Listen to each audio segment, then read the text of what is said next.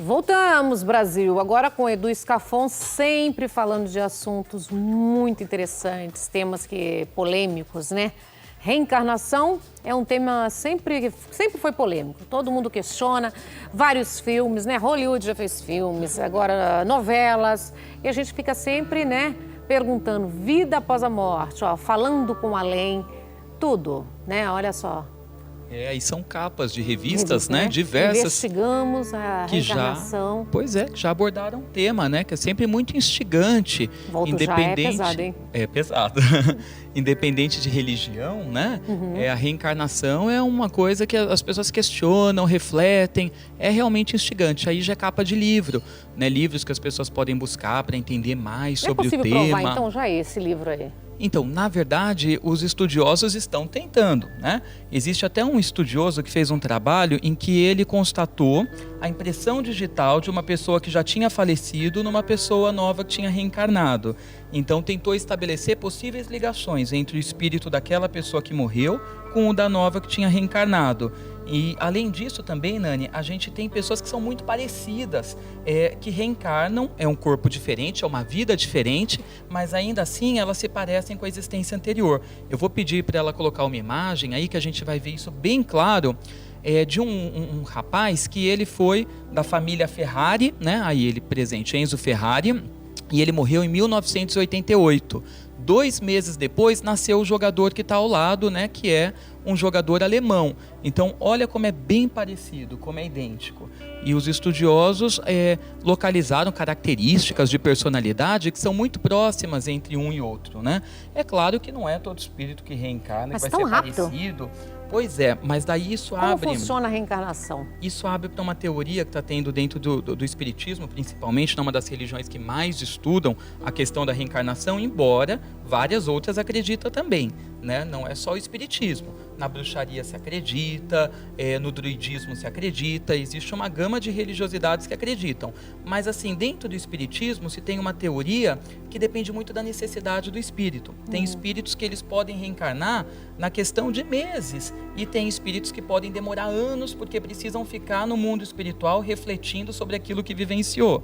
Então é muito relativo. Agora, esses que reencarnam muito rapidamente, às vezes eles precisam ainda continuar a existência deles na Terra. E por que foi interrompida? Porque precisava passar por um corte com aquela família precisava ter um aprendizado da perda, do desapego. A história naquela existência, ela terminava ali, mas a pessoa ainda precisa continuar na Terra, de repente numa outra roupagem. Viver não é fácil, morrer também não deve ser, né? Você trouxe até um vídeo pra gente ver, né? Sim, é um vídeo, na verdade, de uma entrevista no Faustão. Entre reencarnação, ressurreição e vida após a morte. Ressurreição é a crença que tem, por exemplo, cristãos e islâmicos, que haverá um dia, no fim dos tempos, que nós teremos o juízo final, e aí o nosso corpo, que não é esse que está agora, mas é um corpo espiritualizado, vai se unir à nossa alma que não morreu. Vida após a morte, todas as religiões, de alguma maneira, todas, sem exceção, elas acreditam que existe em nós, humanos e humanas, alguma parte que seja absolutamente imortal. Mas a religião pressupõe, e é isso que a palavra significa, uma religação com Deus, ou com uma força divina, ou com uma centelha. Por isso, nenhuma religião deixa de acreditar que exista alguma coisa em nós que não morra. Isso é vida após a morte do corpo. Reencarnar, algumas religiões acreditam que depois que o nosso corpo morre, há uma parte em nós que não morre, que vai e volta em outro corpo. E aí você tem 2 distinções. Algumas acham que volta no corpo de humanos, e outras religiões, como é o caso, por exemplo, do hinduísmo ou também do budismo, que você volta em outro corpo vivo, mas não necessariamente de humanos. Isso é interessante porque, assim, muitas crenças ocidentais vão dizer que você volta no corpo de humano. Agora, muitas religiosidades orientais que você pode voltar, inclusive, no de um animal. É a crença deles. Se, de repente, você não soube ter uma boa existência pacífica, humana, pelo contrário, você esteve mais com o seu instinto, com o seu lado anímico em evidência, o seu lado animal mais forte do que o seu lado humano, você pode retornar, de repente, nessa existência também. Então, os celtas, eles acreditavam na transmigração da alma. O que era isso? Antes de você chegar nessa nessa existência humana, você pode ser uma pedra, uma flor, uma planta, um bicho, um animal, até você indo na evolução, digamos assim, da espécie e chegar a esse status humano, né? Então isso varia bastante. Agora, uma coisa que a gente para se questionar sobre reencarnação e que nos faz uma provocação de que de fato existe, é a coisa de assim, o que explicaria o déjà vu, que é aquela sensação de eu já passei por isso, já conheço essa pessoa, tenho uma identificação profunda, né? E acabei de conhecer, né? E a gente se dá super bem, como se já se conhecesse há tanto tempo, há anos. Ou quando a gente viaja, vai para algum lugar, né? Que é o que nós estávamos falando nos bastidores, você viaja e daí você se identifica muito com aquela terra e fala, nossa, parece que eu já vivi aqui. Mesmo que seja em um outro país e que nessa existência você nunca tenha ido, mas você tem a sensação de familiaridade muito forte. E também tem a mesma sensação quando você conhece uma pessoa e não gosta. Exatamente. De cara você não gosta, ou pessoas que você ama, né? Existem os dois lados, né? Tem pessoas que de repente nunca te fez nada, você mal conheceu, mas é uma... Não vai, né? O santo não bate. Acontece bastante. O que explicaria, né? E as fobias também entra nesse processo, né? Aquela coisa de você, de repente, não suporta ou teme o mar, não consegue ficar sozinho ali na água, às vezes morreu afogado, por exemplo, ou a mesma coisa com altura, né? Então, tem pessoas que têm medos, têm fobias, e são sem explicação. Mas ela está falando ali que tem pânico de altura. Então, muita gente tem. Uma coisa, parece que vai cair, a parede, que eu vou... desmontar ali junto com a altura toda. Vai saber se, né, em algum momento, em alguma vida, não houve um acidente, assim, porque não necessariamente acontece o pior sempre, né, que a gente já pensa em morte. Não necessariamente, mas uma queda, um acidente, alguma coisa que marcou o espírito, a alma da pessoa, e daí ao reencarnar ela vai ter resistência com esse tipo de coisa. Muitas vezes também os sonhos, né, eles nos dizem sobre as vidas passadas. Quando são sonhos repetitivos que a gente tem, às vezes são informações que estão cravadas lá no âmago do ser, né, e elas se reproduzem, né, com frequência para algumas pessoas. Então a gente tem vários indícios. Para você ter uma ideia, Nani, tem também a coisa de pessoas que nascem com marcas, e para os antigos, marcas no corpo, ou de repente alguma deformidade, poderia ser de alguma coisa de alguma vida passada também, que marcou a alma, e daí a alma, quando vai reencarnar, de algum modo molda isso no corpo físico. Vem com essa marca. Então, é marca de nascença, né? Você sabe que existiam rituais antigos em que na hora do sepultamento era comum fazer alguma marca no corpo, pedindo para que, se aquele espírito reencarnasse, que voltasse no novo corpo com uma marca parecida com aquela. Para poder identificar. Para poder identificar que de repente era alguém da família lá atrás que estava voltando. Reconhecer. Eu sempre falo que se algum dia eu me perder, já dá para me identificar aqui e achar pela minha marca. Tem essa marca aqui, ó, gente. Parece um mapa. É verdade. Não tem isso aqui, ó. Ó. Tá vendo? Eu tenho esse desenho aqui. Então, os antigos, eles eram muito observadores com relação a essas coisas. Porque tá aqui, ó, eu vou voltar. Tá, vamos falar mais sobre o tema. Eu sei que tá todo mundo curioso, dá tempo de mandar pergunta pro Márcio sobre reencarnação. Vou falar de um assunto muito sério também, né, gente, que é doação. Doação, gente, doação. Quando a gente fala doação, a palavra já é tudo, né? E a gente está com convidados aqui hoje, Edu, olha só. A doutora Indianara Brandão, hematologista, a Mona Lísia e domiciliano, pais da Giovana. Então, quero que você conheça a história também, participa daqui, porque a gente precisa nos doarmos mais, precisamos fazer o bem sem olhar a quem, gente. Primeiro que eu já quero agradecer a todos vocês, boa tarde, tudo bom? Ô, querida, bem-vinda. Quero que você fale pra gente, Giovana, vamos falar pra quem tá em casa aí, só entender a história de Giovana. Já conheço a história de Giovana através da Roseli, minha maquiadora. Já, para você saber, semana passada, minha filha, Manasha, de 21 anos, e a Van, que trabalha comigo, já foram, se cadastraram, já são doadoras de medula, por causa de Giovana. Já falei para a Roseli, já foram aceitas, passaram nos testes, nos exames, são doadoras por ela. Então, gente, a Giovana, ó, só para você conhecer um pouquinho a história, a Giovana tem 11 anos de idade e luta desde pequena com uma doença rara, síndrome de IgE, que é uma síndrome de Jó, né? Essa síndrome, ela ataca os ossos, é isso? Sim, essa síndrome afeta os ossos, a pele e o pulmão. E desde quando? Com quantos anos?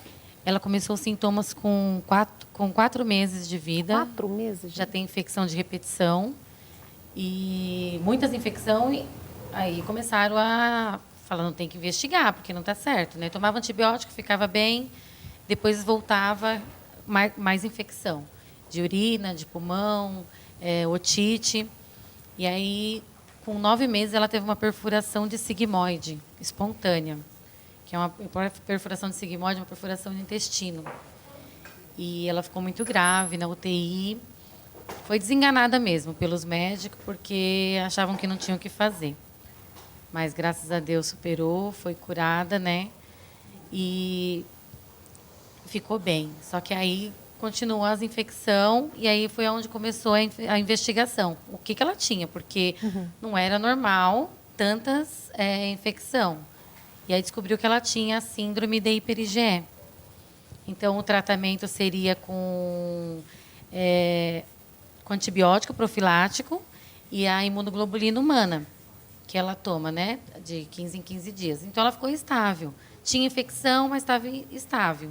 Só que aí, em 2013, ela começou com hemorragia pulmonar, por causa da bronquiectasia que ela tem, e aí, devido às pneumonias. Já teve 28 pneumonias. 28? Isso. É muito, né, doutora? Muito. 23 fraturas. Já fraturou perna, braço. Porque fica com mais probabilidade, os ossos ficam mais fracos? A imunodeficiência de IgE, ela tem esse quadro clínico que ela relatou. E aí dá essa fragilidade óssea também e fica mais suscetível. Tratando-se de uma criança, né, que está superativa, acaba tendo muitas fraturas. E qual que é o andamento hoje? Qual que é o caminho para o tratamento, Giovana? Então, em 2013, a médica, devido às hemorragias, veio a conclusão que só o transplante de medula mesmo para ela ter uma vida mais estável.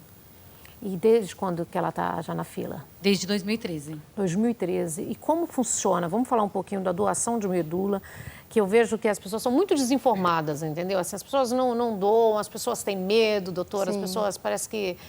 Ai, gente, eu odeio falar isso, mas a sensação, assim, parece que só vai quando acontece na sua casa, dentro do seu lar. E isso é muito ruim, porque eu era doadora de sangue, de tudo. Só que aí eu tive 2 AVCs, como eu tomo remédio todos os dias, eu não posso. Mas agora eu tenho uma filha que está com 21 anos que já dá sequência para mim, está doando. Sim. Como que é a doação? A doação de medula óssea é uma coisa muito simples. É o que você disse, a desinformação e a falta de ir atrás. E às vezes, quando a gente passa pelo problema, a gente vai se interessar pelo caso. A doação de medula óssea hoje é cada vez mais simplificada. Primeira coisa, o doador tem que ser uma doação voluntária, porque não é específico para Gigi. A gente vai doar e fazer um cadastro. A gente vai até um hemocentro de referência, no caso aqui na cidade de São Paulo, é na Santa Casa. A gente vai colher uma amostra de sangue de 5 ml do sangue da veia do braço mesmo, igual a gente vai coletar um hemograma de rotina. A gente colhe essa amostra de sangue e faz algumas perguntinhas para fazer um cadastro. Então, é importante a gente saber onde esse paciente mora, o histórico de questões de infecção recente, para afastar doenças infecto-contagiosas. E saber histórias, teve, no seu caso, por exemplo, a gente vai ter mais restrição. Mas algum paciente que passou por um tratamento de câncer, já fez quimioterapia antes, ele não é um doador elegível. Pode ser um doador. Né? Feito isso, a gente vai cadastrar esse paciente no banco de medula óssea nacional e internacional. Lá, os dados vão ser cruzados com os dos pacientes que estão aguardando na fila. E nisso a gente vai fazer essa pesquisa. A partir do momento que a gente tem um doador compatível, a gente vai entrar em contato com esse doador. Então, uma coisa muito importante é a atualização dos dados cadastrais. Porque às vezes o paciente vai numa campanha, mas ele nem mora naquela região, mudou de cidade, muda e a gente não consegue encontrar esse paciente. Não atualiza, esse doador, né? desculpa. E é muito não difícil. Não é uma coisa fácil. Tanto que o banco hoje é internacional, né, gente? Isso. É uma esperança que a gente tem. Tem 2 pessoas doaram para a Gigi, assim, por ela, né? Sim. Pela campanha. Já é ótimo, abraçamos a causa da Gigi. É difícil, não é muito fácil. Na própria família, a chance são 25% da gente ter um irmão compatível, porque às vezes a gente é feito do mesmo pai e da mesma mãe, mas geneticamente a gente tem modificações. Então não é tão fácil, mas não é impossível. Bom, se não tem dentro da casa, fica mais difícil. Por isso que já... Um pouco mais difícil. Os bancos hoje são cruzados, tanto nacional como internacional, né? Isso. Quantos anos a pessoa precisa ter, doutora? A partir dos 18 anos até os 55, é a idade ideal. Pacientes mais jovens, por exemplo, irmãozinhos um do outro, podem ser doador desde que os pais autorizem o termo por ser responsável legal para aquela criança. Certo, e nós estamos nessa campanha, né? E eu queria que você explicasse o que é a medula óssea para quem está em casa, tirar de vez por toda, não vai arrancar um pedaço do osso, não vai tirar a coluna, não é cirurgia. Deixa a doutora explicar para vocês, todo mundo entender e ver como é simples, viu, gente? Muito mais simples do que você imagina. A medula óssea é a nossa fábrica do sangue, né? Lá tem as células progenitoras que vão dar origem ao nosso sangue, tá? Então, infelizmente, a gente tem as doenças do sangue. Uma delas é um exemplo da Gigi, não é uma doença muito comum, mas é um cenário que existe. Além disso, tem as leucemias, as anemias aplásicas, linfomas, que são onde os pacientes são elegíveis ao tratamento e, em seguida, pode haver o transplante para intuito curativo. Então, a medula óssea é isso, ela fica principalmente localizada na idade adulta no nosso osso da bacia, tá? Então, se eu sou um doador compatível, eu não preciso passar por uma cirurgia. Hoje existem 2 modalidades de doação. Uma delas é a gente dar uma medicação que estimula essas células da medula óssea que eu preciso para poder fazer o transplante. E a coleta pode ser feita por aférese, igual uma doação de sangue. Quem já doou sangue, você sabe que não é tão complicado. Muito simples, gente. Muito simples. Simples, rápido, seguro e salva vidas. Exatamente. Que é o mais importante. Mais importante. E a gente precisa de tudo, sangue e medula sempre. E a outra modalidade é quando a gente leva esse paciente para o centro cirúrgico, dá uma sedação, para ele dormir, não sentir dor. E a gente vai ver pequenas punções nesse osso da bacia, tá? Aí a gente retira a quantidade de sangue necessária, vai fazendo análises durante essa coleta e o paciente fica praticamente 24 horas internado. E aí ele pode voltar às suas atividades de vida normal. Um dos efeitos colaterais seria a dor, mas a gente hoje tem remédios ótimos para isso, mas a dor resolve até com analgésico comum. Então não é um fator impeditivo, né? Não existe dor. Exato. E existe um bem gesto maior, de amor, né? Existe um gesto de amor. Exato. E nós estamos na campanha pela Gigi, né? Como que tá a Gigi hoje? Como que tá a cabecinha da Gigi nessa esperança, nessa expectativa? Ela tá estável, né? Mas não é fácil para uma mãe, para um pai esperar uma pessoa que você não sabe quem é, porque a gente faz a campanha, mas a gente não sabe quem pode ser a pessoa que pode salvar a vida dela, né? Pode estar aqui, né? Pode ser a gente. Pode ser a pessoa que esteja aí assistindo e nunca foi se cadastrar. Vai se cadastrar, porque tantas pessoas precisando de um transplante de medula morrem porque não consegue o doador, porque é muito difícil mesmo. Fora da família, às vezes a chance é de 1 em 1 milhão. Então, imagina, 1 em 1 milhão. Mas eu faço um apelo, assim, de mãe que vê seu filho sofrer e esperar por uma pessoa que tem medo. Eu sei que às vezes dá medo, porque medo eu também agulha. Eu também tenho medo de agulha. Meu esposo até desmaia por causa de agulha. Mas, igual falar, a doação de medula para quem doa é muito simples. Para quem recebe simples. É mais complicado, mas para quem doa é simples. Então, eu faço esse apelo para você que esteja aí assistindo. E onde a gente vai? Porque somos todos Gigi, onde a pessoa vai para doar? Então, na Santa Casa... Passa as redes sociais de vocês que estão fazendo a campanha da Gigi. Fala você as redes sociais. A página dela no Facebook chama Somos Todos Gigi. E ela também tem um blog que tem todas as informações sobre doação de sangue, de medula, de plaquetas, como a doutora mesmo explicou, passo a passo, fotos de pessoas que já foram também fazer a campanha. Fizemos a campanha aqui em São Paulo. Tem também um blog, giovanaquerviver.blogspot.com, né? Isso, lá tem todas as fotos. Desde o começo de 2016, em julho, nós começamos a campanha, fazemos aqui, fazemos em Minas também, a cidade da minha esposa. Lá coletamos 300 pessoas que têm os cadastros. Mais de 1000 cadastros, na verdade. Foi mais de 1000. Em Minas, vamos fazer uma outra campanha lá também. Lá em Minas, que é a cidade da minha mãe, né? É sul de Minas, Paiolinho. E teve muitas pessoas que se cadastrou. A família, bastante gente já foi. Teve alguns que não foram, né? Também pelo medo, né? Ai, gente, pelo amor de Deus, né? Desinformação. É tão pequeno, né? É tão... Que gesto, que falta de amor no coração, né? Né? Como você diz, às vezes as pessoas só vai pela dor, né? Mas eu peço assim, vai pelo amor, porque pela dor gente, pode ser qualquer... Minha filha foi. A Roseli, minha mercadora, falou... A minha filha falou, ela foi 2 dias, uma semana antes, ela doou sangue, também está precisando de sangue, uma menininha de 2 aninhos, filha de um amigo do Yudi, Tamashiro aqui da televisão, uma criancinha de 2 anos que está com leucemia, com 2 aninhos lutando também pela vida. Minha filha foi e doou sangue. Uma semana seguinte, ela falou, ela foi doar medula por causa da Gigi, fazer o teste também, já é doadora, foi aprovado, tá ela e Vandete, as duas já estão no banco por causa da Gigi também.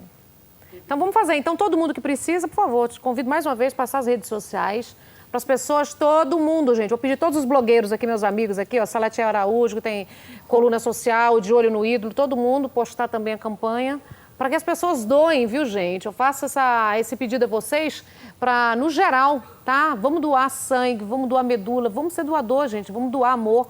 Eu acho que o mundo só precisa disso, de boa vontade e de doação, porque com um gesto desse, pode não ser a Gigi, pode ser uma pessoa que está lá no Japão, no outro lado do mundo que está precisando disso. Então, é tão simples, é tão rápido, é tão seguro, né? Ao invés de você, né, não sai para uma balada, não sai para fazer isso, 2 horinhas que você tirar da sua vida, você pode salvar uma pessoa, a vida de uma pessoa que está esperando aí, lutando para viver. O dia de amanhã a gente não sabe, né? Então, amor, quem planta amor, colhe amor. Né, doutora? Bem assim. Por favor, convida para as redes sociais, para todo mundo. O blog já está aqui direto, giovanaquerviver.blogspot.com. Tem alguma dica, doutora, que você queira falar? Alguma coisa que seja importante para quem quer ser um doador? Aqui no estado de São Paulo, eu falo por aqui porque aconteceu mais no meu dia a dia, a gente pode ir na Santa Casa, que eu acho que é uma dica importante. Todo mundo pergunta onde ir. Na Santa Casa de São Paulo, que fica na região de Santa Cecília ali, é o nosso hemocentro, onde você vai lá e colhe, a gente vai fazer o cadastro na hora. É simples e é rápido, o cadastro não dói. Depois a gente vai conversar, a gente vai orientar mais esse doador.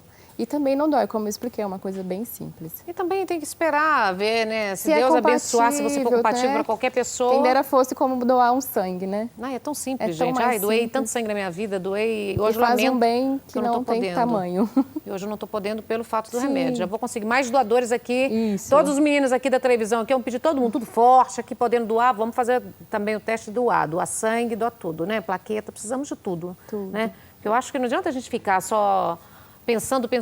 Vamos agir, né, Jacutes? O Jacutes também tem rede social forte também, convocar os advogados, os amigos aí para a gente ajudar.